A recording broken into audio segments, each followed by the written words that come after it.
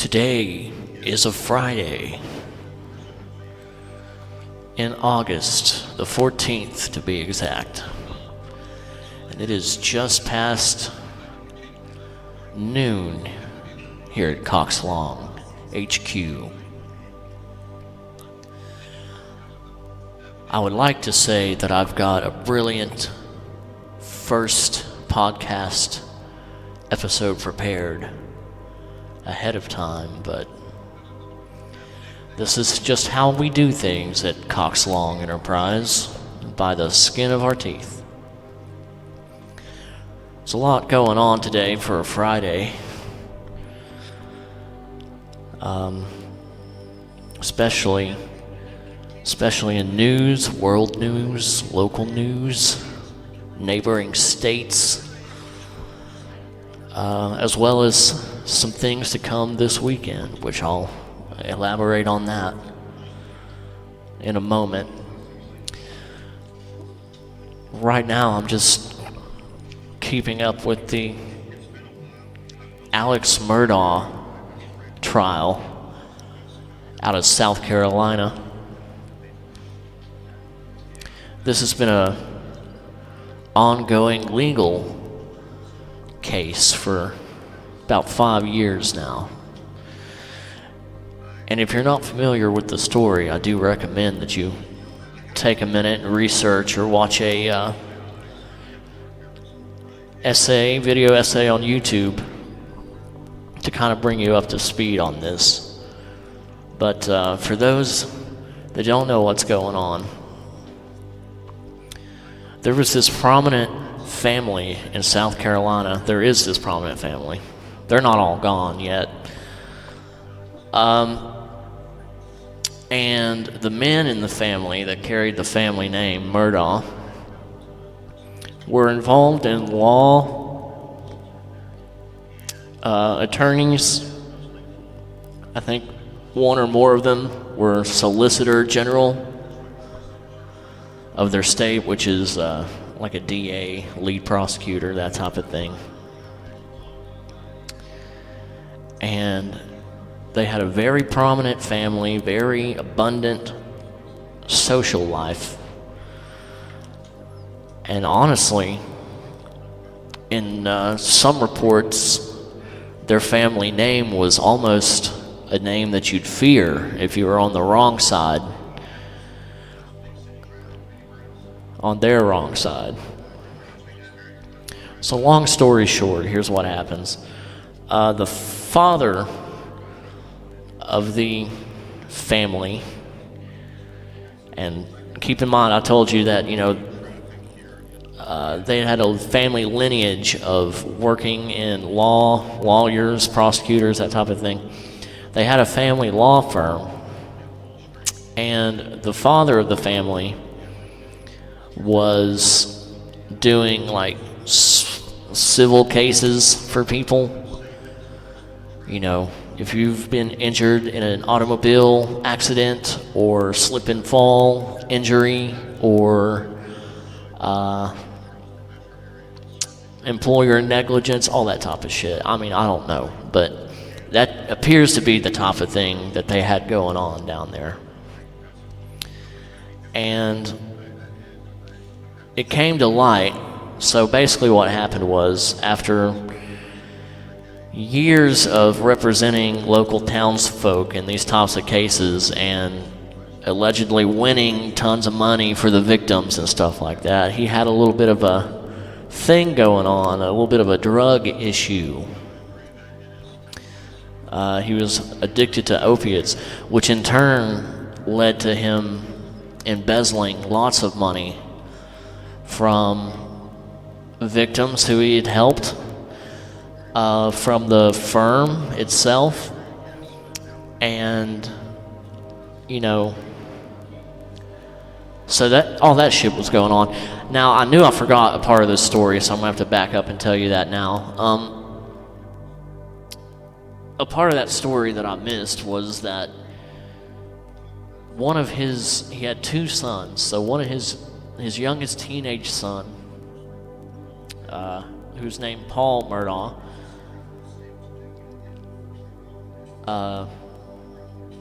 took the family boat out. Mind you, he was still a teenager, so probably too young to, I don't know what the boating laws are and shit, but they were just doing what rich, prominent families do, okay? Having lots of bonfire parties, community gatherings, family gatherings, that type of shit. I think the father was heavy into drinking as well. And this one son in particular seemed to have picked up a little bit of a negative drinking habit. So he gets out on a lake with I don't even know if it was a lake. It might have been an inlet to the ocean there, the Atlantic. But so they go out on this water, and honestly, while they're out on this trip, they make stops. They stop at a little camp, make a bonfire. They're drinking this whole time, and underage. And eventually, because this kid had his older brother's ID, he takes this ID, and then they all go to a bar, and buying more drinks, buying more rounds. Everyone's getting more twisted and fucked up. And by the time it becomes apparent that they're going to have to get back on the boat and boat back down the way, an argument breaks out on this boat. And the argument allegedly consisted of Paul, who was allegedly driving, the state of him being too drunk to drive. It was making other people feel unsafe. Allegedly having an argument in the boat at the same time while he's driving impaired with his girlfriend. And I think eventually things come to a head, and one of the other dudes that was on the boat with his girlfriend stepped up to try to take control of this boat. And nobody can be too certain for sure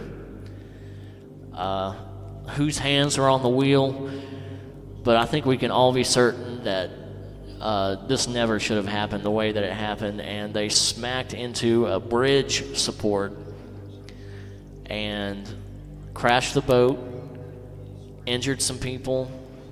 One of the girls fell into the water and went missing.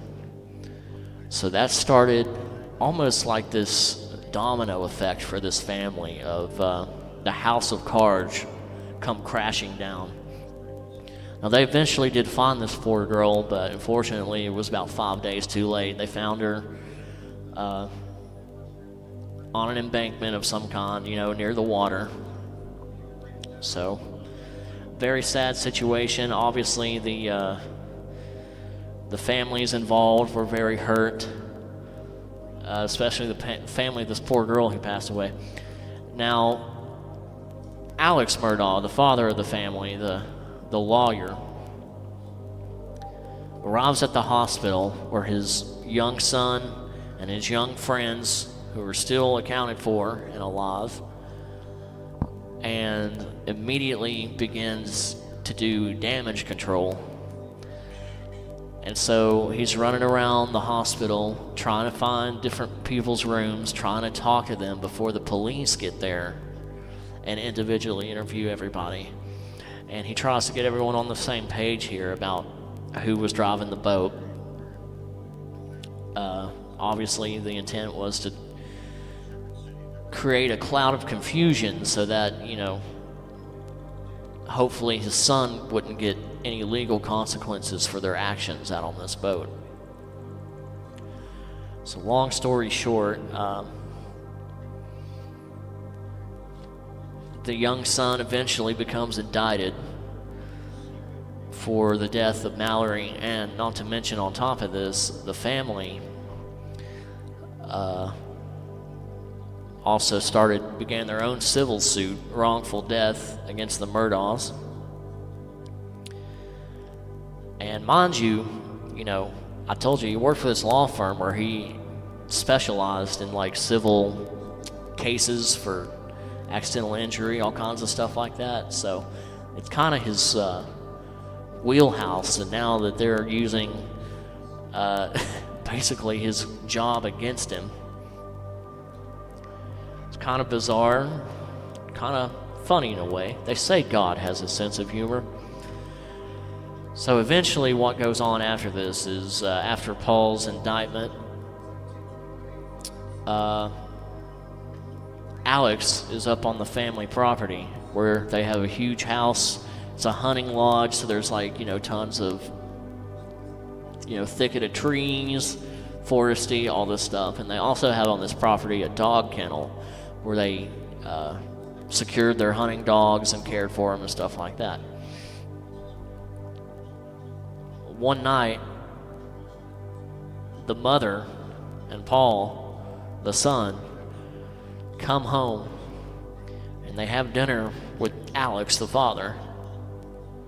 And then at some point, the mother and the son for sure definitely go out to these dog kennels.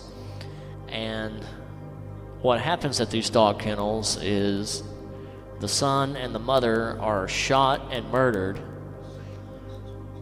on the property, coincidentally using similar types of guns to what the family had owned. They had owned all kinds of guns because, like I said, this is a hunting lodge property where this stuff happened. So plenty of firepower there to get the job done. Didn't have to look very hard. So obviously when it goes to trial, the big debacle is, did he alone shoot, kill, and murder his wife and his son? Which, this has already been to trial one time, by the way. In this first trial, he was convicted, found guilty, all that stuff. He spent about 4 years in prison now. Mind you, on the flip side of this, he also was tried and convicted for his financial crimes against victims and his law firm and all that other type of stuff. And I think he got slapped with about 40 years for that. And I think on this case, I forget how many years they gave him, but it just came out a few months ago, probably about 6 months ago, that they're headed for a retrial on this case, which probably blew a lot of people's minds, but it doesn't necessarily blow mine, because knowing that this guy had a background in law, had a prominent family, history of studying law and all that stuff, it's not over till the fat lady sings, guys, especially for people of high prominence in a society like this, small town, everybody knows everybody type of society. So I've been keeping up with the recent developments on the new trial. They're in court today, and the defense is coming up. I think this is still pre-trial right now hearing. Let's see. Turns to court Friday for a pre-trial conference. Excuse me. As both sides wage a growing legal battle ahead of his April 2027 murder retrial. So now they're trying to decide in this pre-trial hearing where the case would be tried. Now, as I told you before when I first began this story, it was a very prominent story in the media, in the news 4 or 5 years ago. But, life moves on and people tend to forget and everything. But, so now they're starting the second round of trial. And he was granted a mistrial due to the fact that allegedly a court clerk during the first trial was a little bit too opinionated in front of the jury, giving her thoughts on it. She was also writing a book about the proceedings at the time, and the allegation is that she believed that a guilty conviction would land her more book sales, because like I said, this was already a notorious story.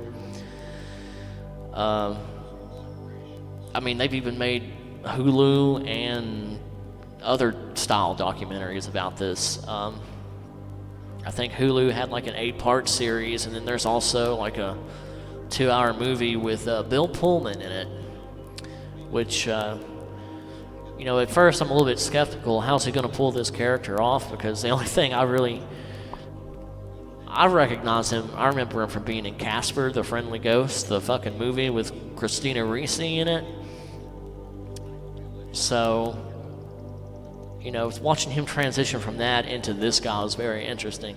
Where they're from South Carolina, they have a very interesting southern drawl there, much like we have here in Appalachia, but they have a interesting slang that they use, inflections and everything. So it was very interesting to see like a Hollywood level actor, step into this character, because his demeanor is one of someone that was largely trusted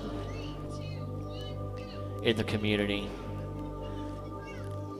until all this stuff started happening and things started coming down the line.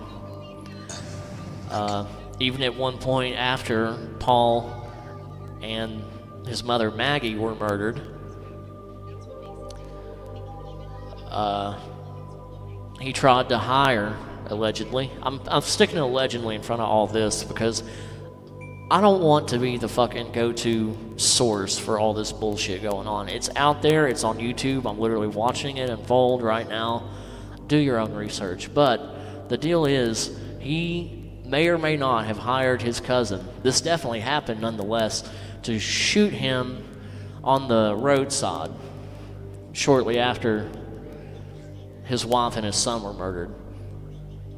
And his reasoning behind that was, if he kills himself, his surviving son wouldn't be able to get the life insurance benefits. So it had to be that somebody harmed him, murdered him, that type of thing. And so who does he call upon for this event? He gets his cousin, who, I'm not passing any judgments here, but does appear like a little bit of a hometown crackhead. And so that's the guy that fucking winds up coming out here and meeting him and all this stuff. Now the crackhead cousin's side of the story is, when he got out there, Alex had a gun and he was putting it up to his head and shit, and he was even asking him to take the gun and pull the trigger on him. And allegedly a altercation broke out physically. The gun winds up going off. I think the bullet just like grazed his head, so no gunshot wound really or anything. And at that point, his cousin takes the gun, chucks it off in the grass, and gets in his car and hauls ass. Gone. So that was another layer of this onion. And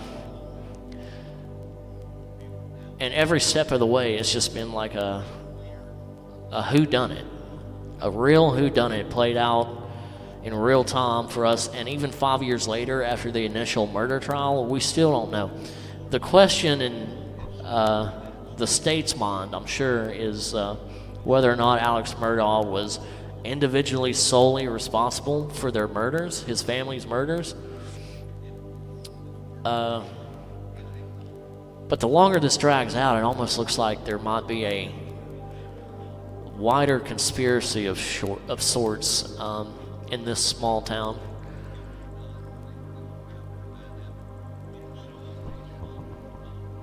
I'm listening now to the defense lawyer make remarks about, let's see.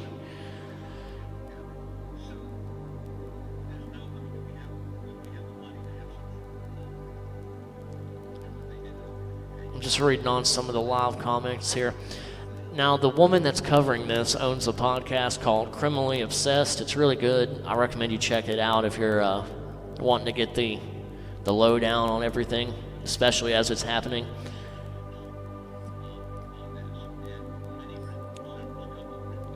So she's plugging her stuff in the comments here. She's also the one doing the live feed. So Criminally Obsessed on YouTube, check that out.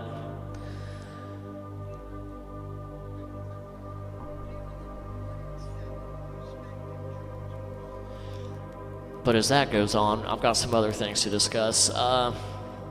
Big weekend coming up ahead. There is Lots of stuff going on in the realm of stand-up comedy in Kingsport this weekend. I just found out that there will be a show at what's known as Six Brew House in Kingsport.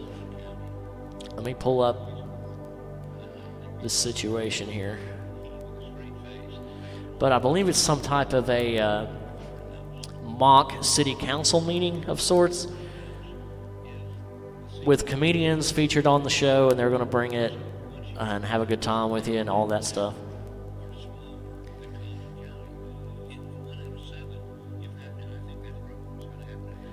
And then additionally, on top of that, there's going to be a free comedy show at Gypsy Cider. Doors open at 7. I know all the details on this one because I'm on it. Doors open at 7 p.m. Show begins promptly at 8. So lots of options for lots of local talent around the region, especially in Kingsport this weekend.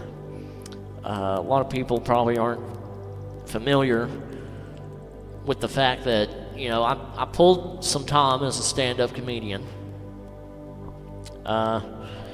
which that blows people's mind because people either A, don't think I'm seriously that funny, or B, they just never know that I did stand-up comedy because they've never seen me do it. And I'm just here to let everyone know that's because you never came. So here's your opportunity. If you don't come to my show, at least go to the other one, okay? Support your local artists, because I've seen what happens when the scene doesn't get supported and people pack up and leave. You know, they just pack up and leave. Either they pack up their own pursuit of their craft, and they just say, well, I tried it and that didn't work and that sucked, so I guess I'm going to go back to mundane life. Or they just pack up physically and they move somewhere where there is a little bit of a scene going on that they can, you know, get the stage time to be a better comedian, to present at these shows, to entertain you. It's a lot of hoops to jump through to make everybody happy. And everybody is not going to be happy, you know. I've been to comedy shows where people have loved me and they hated the next guy, and then I've been at comedy shows where they hated me and they preferred the guy doing fucking fart and pussy jokes. It's no big deal. I mean, it is what it is.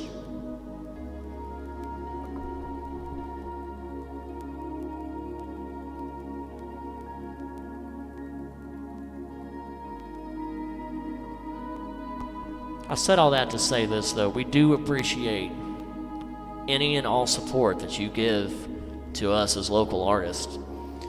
I mean, me, myself, you know, I figured out pretty quickly into the game that, you know, relying on just the gigs sometimes isn't enough. You know, as an artist, you've got to find ways to fund your lifestyle.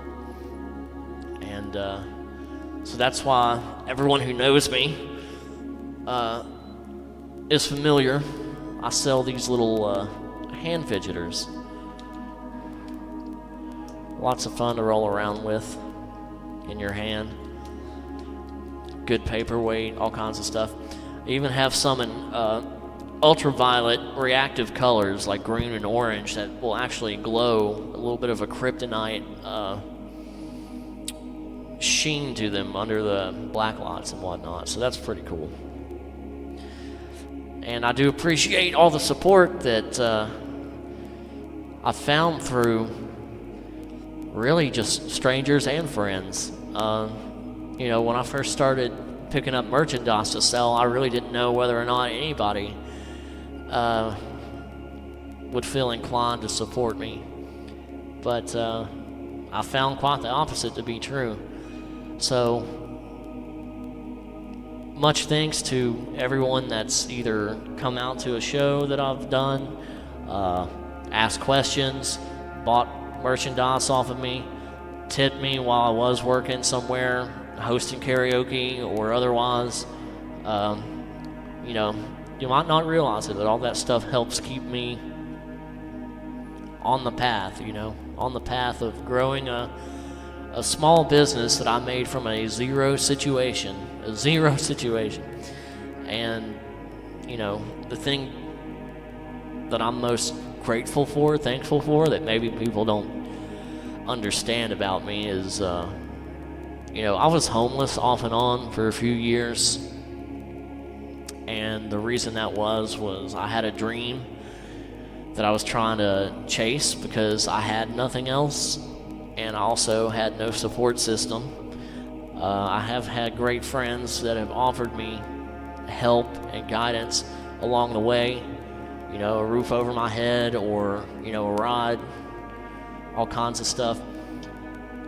And, that's a big part of the reason why I do what I do, is because those people helped me along, because I think that they,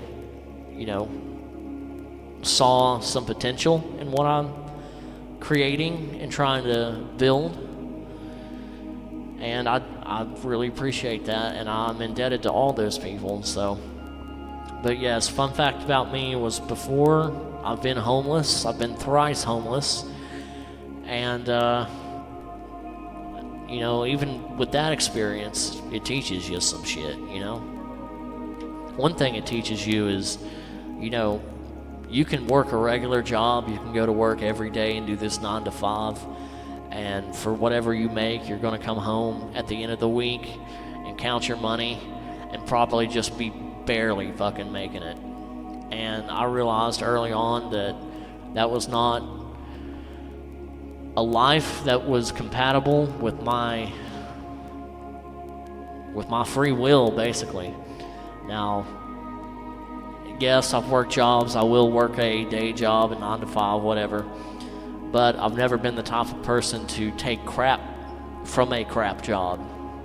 And that's also how I've always known that I've been wired to do something in show business, entertainment. Even if it's not, being on the stage, I can present a good show,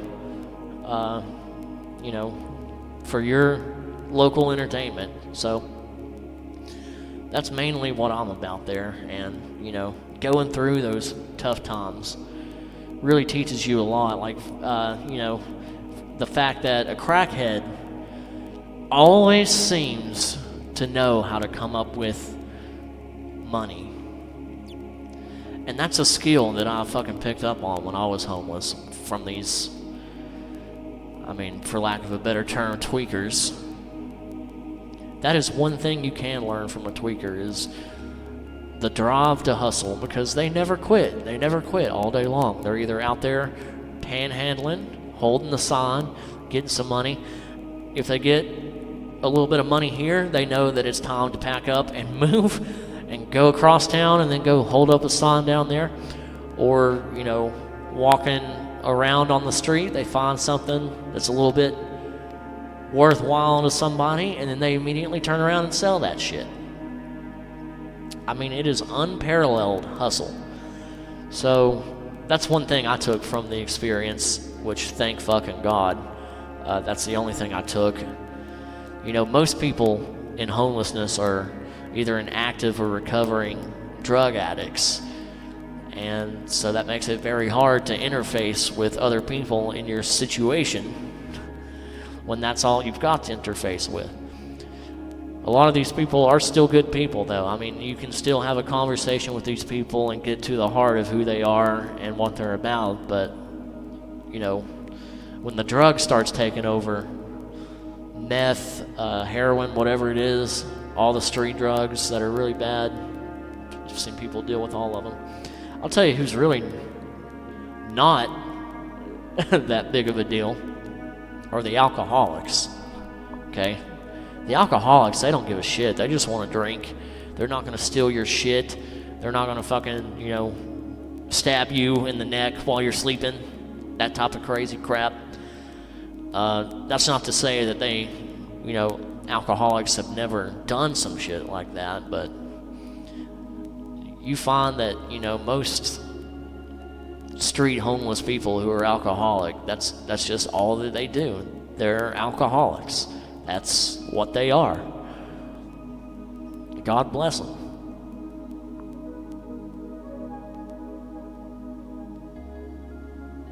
for that matter, there's tons of functioning alcoholics out there in society every day, fucking taking their kids to school, driving to work, going to work, fucked up. You know, going back to crappy jobs and shit that I've had in the past, that was one thing that I saw on occasion from here to there at different places that I worked would be other employees or even upper management always having that, you know, liquor in their cup or vodka, whatever it is, and thusly it's a horrible experience to work there and for them and with them. And then they treat you like you're the cheap shit because you bailed on that. That's not an opportunity. That's a fucking, you know, that's a type of job you work for a summer, okay? I'm interested in building a career on my own. That way I don't have to deal with that homelessness situation ever again, or I don't have to deal with those crappy jobs ever again. And you know what? It very well may be that, you know, what I'm trying to create here does not become successful, and I do go back to that life. But you know what? If that's what happens, just as everything that's happened up to me up to this point, I can at least say I fucking tried. And the fact that I fucking tried, I think that's what resonated with you people who supported me through merch sales or tipping or passing the word along or taking one of my cards, whatever it is. So I appreciate you guys. Cox Long doesn't forget those who helped along the way. So just wanted to toss a little bit of that out there to you.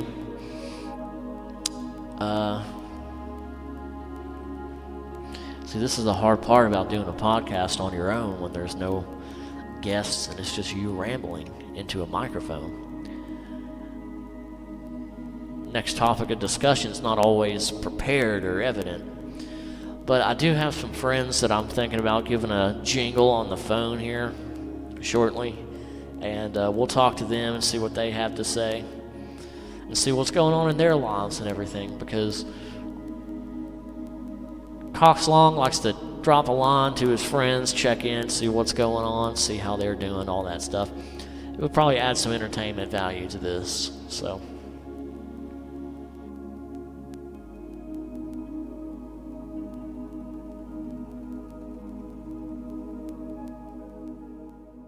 Why does it always seem to be me looking at you, you are looking at me? It's always the same, it's just a shame, that's all. Turning me on, turning me off, making me feel like I want too much. Living with you's just to put me through it all the time. Running around, staying out all night, taking it all instead of taking one bite.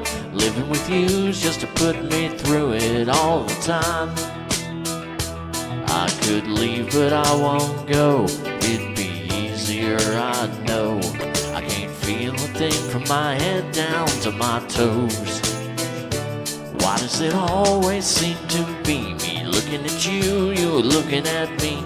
It's always the same, it's just a shame, that's all.